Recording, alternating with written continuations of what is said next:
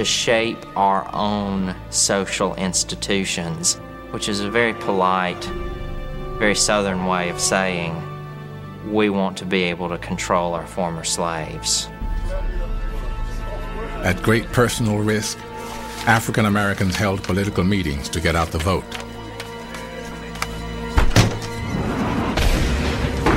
But the Democrats smelled victory.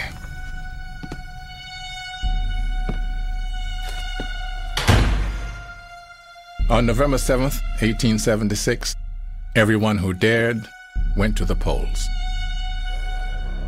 The day after the election, there were accusations of vote tampering in 3 southern states: Florida, Louisiana, and South Carolina. In fact, there's 2 returns come from all 3 of these states. One set of returns say that the Democrats had won the election. Another set says that the Republicans had won the election. And this, of course, leads to an impasse in Congress, and they decide then to appoint a commission. As the commission argued whether the Republican Rutherford B. Hayes or the Democrat Samuel L. Tilden should become president, the March 4th inauguration deadline loomed. Robert Small spoke about the continued violence against Republicans in his state. The Democratic Party pursued a policy calculated to drive from the state every white man who would refuse to join them in their attempts to deprive the Negro of the rights guaranteed him by the Constitution of the United States. The debate dragged on. The struggle for freedom was in jeopardy.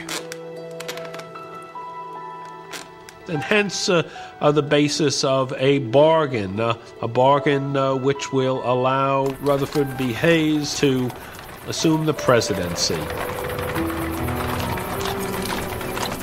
On the evening of February 26, 1877, just 6 days before the inauguration deadline, a clandestine meeting between representatives of both candidates took place at the Wormley Hotel in Washington, D.C.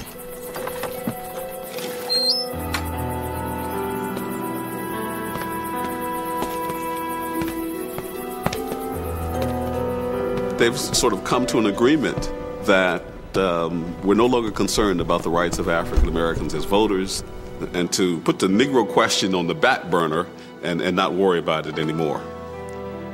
And they literally turn African Americans over to the South. In other words, to remove the final forces of the federal government providing protection in the South for black and white Republicans. Well, the deal is struck.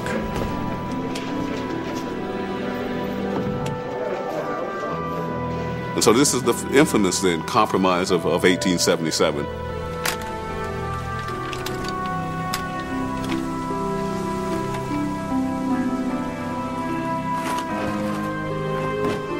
The message that goes out to African Americans was that the destiny of African Americans was not at all connected to the destiny of the nation.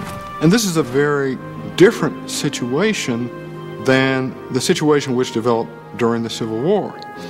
Because one of the things that we understand and understand very clearly is that when the Emancipation Proclamation was issued by President Lincoln, Lincoln was saying that the destiny of African Americans was linked directly to the destiny of the nation. We would rise or fall together.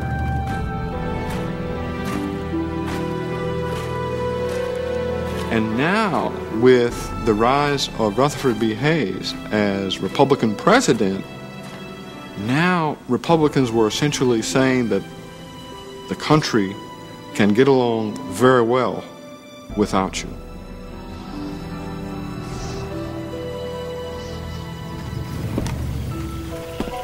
After the Compromise of 1877, African Americans found themselves increasingly forced out of politics.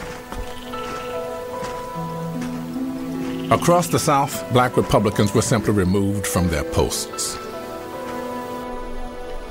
Robert Smalls, a U.S. congressman who could not be removed, was charged with corruption, jailed, and eventually pardoned. They did to Robert Smalls what they did to a lot of prominent black politicians at that time. And those charges haunted Robert Smalls for the rest of his life. But Robert Smalls was a very brave man. Not just stealing the planter, but his fighting in 17 battles in the Civil War, he wasn't afraid of gunfire. He wasn't afraid of standing up to people who were armed when he was not. He had immense personal courage. Robert Smalls never gave in. To the disdain of the Democrats, he continued to run and be re-elected from his predominantly black district for 9 more years. His leadership would give hope to his people in the years of uncertainty to come. Across the South, Democratic leaders did all they could to erase Reconstruction from their minds and from the law. Gradually, African American voters are intimidated to the point where they all but cease to be allowed to vote. Mississippi passed a series of laws that allowed legal discrimination against African Americans in almost every phase of life.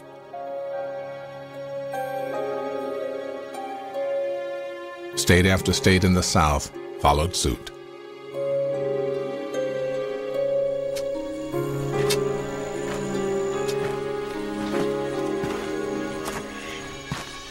As the old slave system was turned into a new system of servitude, many African Americans stayed to fight on the soil they had always called home. Others took their fate into their own hands and joined the movement west.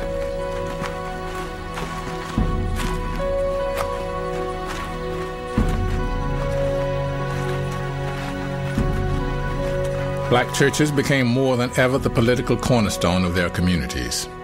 Through them, African Americans kept faith in the American dream. Ministers preached, as they had during slavery, that liberation would come. The period of Reconstruction is a very instructive period in American society. It is America, in some ways, at its racial worst.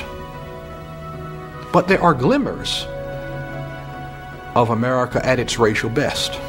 This moment when people, with everything in the world, including history against them, had exercised both democracy and political power, real political power.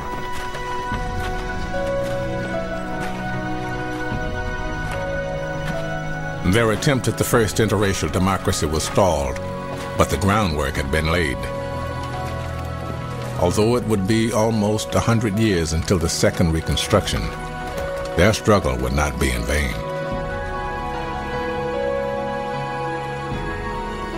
Out of Reconstruction come the basic tools that allow the modern civil rights movement to establish important victories in the 1960s. Without the 14th Amendment, without the 15th Amendment, the civil rights movement would have had very little foundation upon which to build.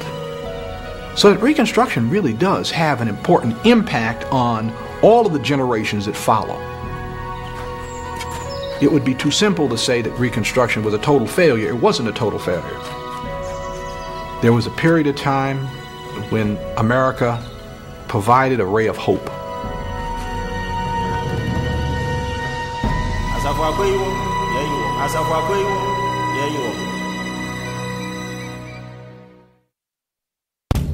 Experience more of the personal stories, triumphs, and challenges enslaved people faced at pbs.org.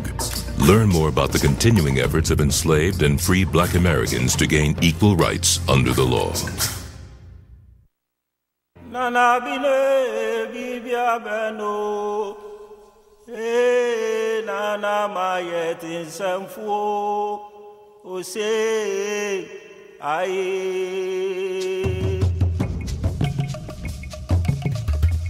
Osubeton frama for boy, ebekoro sana bide.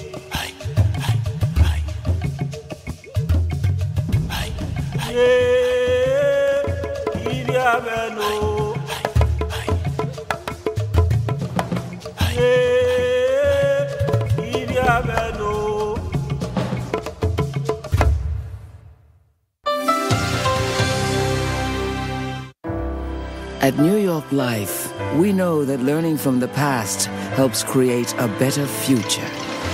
We support this PBS program as part of our commitment to understanding the stories that shaped our nation.